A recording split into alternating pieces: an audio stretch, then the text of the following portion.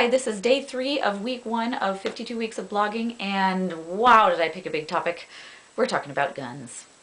So yesterday I talked about one of the reasons I wanted to have this conversation, and today I'm going to talk about the 4 big reasons that people give when they're asked why they want to keep their guns, or why they feel they need to keep their guns. So here we go, the top 4 reasons people give for needing those guns. Reason number 1, self-defense and protection. Self-defense is the number 1 reason that people give for wanting or needing access to guns. In fact, in a 2005 Gallup poll, 67% of firearm owners said that they had a gun for the purpose of self-defense.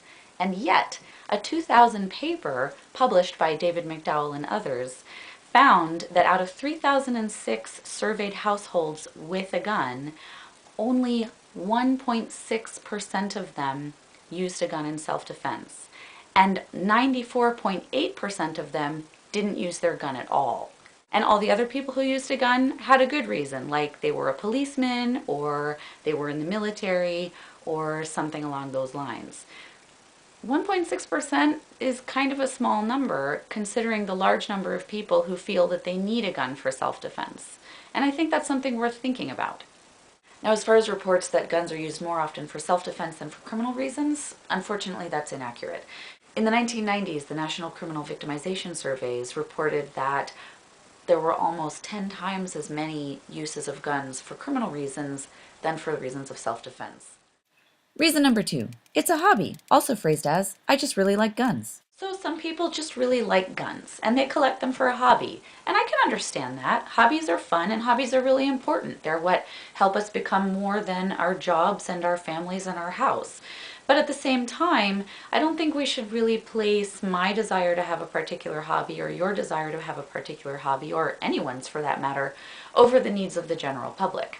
And when you look at 66% of intentional homicides being gun homicides in 2008, that's a lot of general public not being served very well by some people feeling that they should have the right to pursue the hobby of gun collecting. Look at Adam Lanza's mother. She loved guns, and that was the only reason she had them. She was a hobbyist, and her hobby ended up in 26 people dead. So, yeah, I want to keep guns for a hobby. Honestly, I just don't think that's a good enough reason.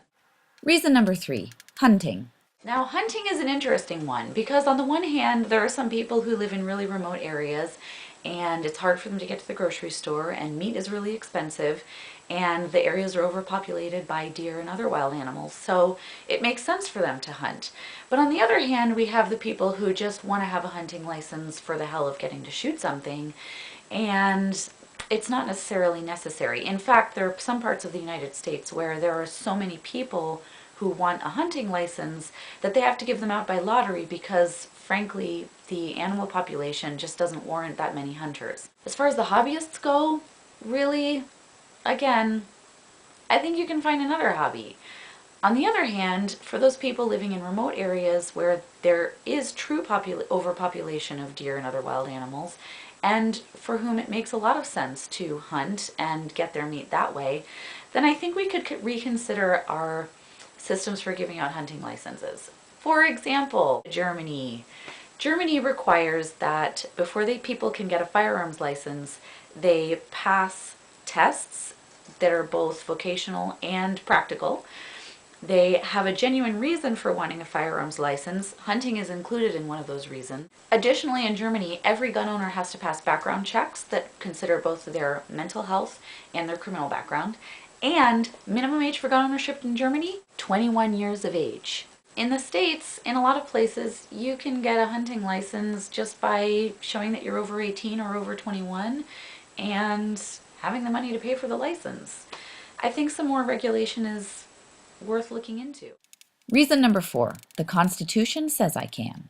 And now we come to the big one, the Second Amendment. This is the reason that America's gun policy diverges so strongly from gun policies of other countries like Canada, Australia, the United Kingdom, and Germany, and Switzerland, because we have embedded in our Constitution the right of each individual to keep and bear arms. Or do we? The Second Amendment reads as follows: a well-regulated militia, being necessary to the security of a free state, the right of the people to keep and bear arms shall not be infringed. Now, there are two very distinct ways that people usually read that. One way is the way that I read it, which is that for the purpose of keeping a militia, people need to have the right to bear arms, which means that if they're not interested in becoming part of the militia, or they're too old, or they're too young, or they're just not going to, they don't need to have a gun and they don't have any business having a gun. If you're in the militia, you've got a gun. If you're not in the militia, no gun for you. On the other hand, a lot of other people ignore the militia part and just interpret it as people have the right to bear arms, end of discussion.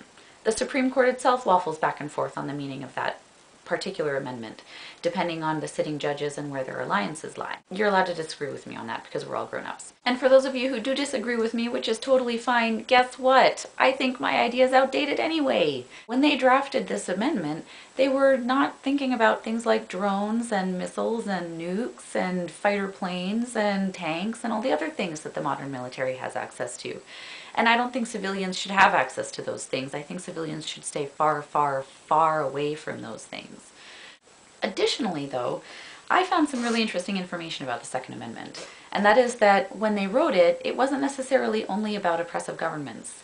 It turns out that slavery was a pretty big issue too. And in those days, when they talked about a militia, that was kind of code for slave patrol in the southern states. In fact, a number of prominent Southerners, including James Monroe and the Southern Christian evangelical Patrick Henry, who incidentally opposed slavery in principle but also opposed the freeing of slaves, were concerned about the possible emancipation of slaves should militias become run by the government, which is what the original wording of the Second Amendment was.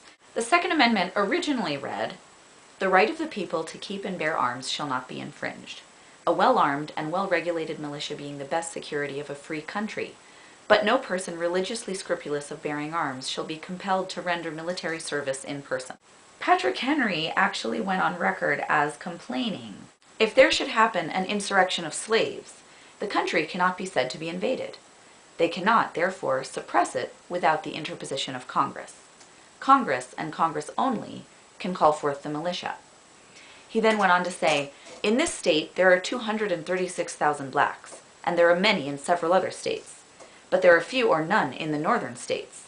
May Congress not say that every black man must fight? Did we not see a little of this last war? We were not so hard pushed as to make emancipation general, but acts of assembly passed that every slave who would go to the army should be free."